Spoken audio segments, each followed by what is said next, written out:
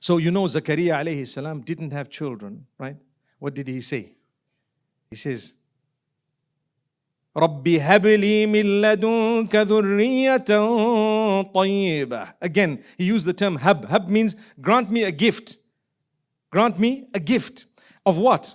Of family, progeny, children who will be a gift from you.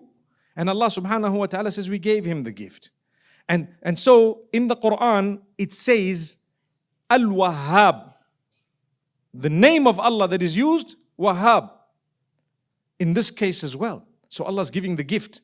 Something that you lost hope about, but not from Allah, which I didn't lose hope in Allah, but I lost hope in worldly things. People get married and it's happening often.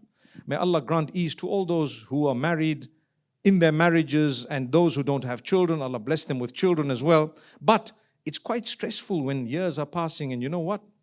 People are just looking at you thinking, it's about time you started a family, and you're busy thinking, it's got nothing to do with about time. I wanted to start a family the day I got married. In fact, I started a family.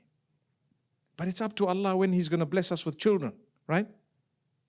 People might say, well, you need to be on a strict diet, get off sugars and gluten and this. And yeah, that may help you. It's good to do things that perhaps might, purify your reproductive system in a beautiful way. Perhaps, yeah. You can try that out. It's worked for a lot of people. But at the same time, isn't it some emptiness that you feel within you to say, I don't have children yet, man. Allahu Akbar. Here's the name. Seek forgiveness of Allah. Rabbi ghfirli. Oh Allah, forgive me. And then that Wahhab. Innaka antal Wahhab. Habli. Oh Allah, grant me.